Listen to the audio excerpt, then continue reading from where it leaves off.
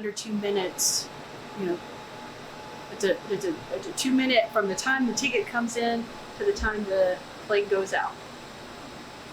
So a normal chop like this, or 8-ounce chop, I'm guessing would probably take, you know, to 145, 150, probably about 20 minutes, and we did it in 2.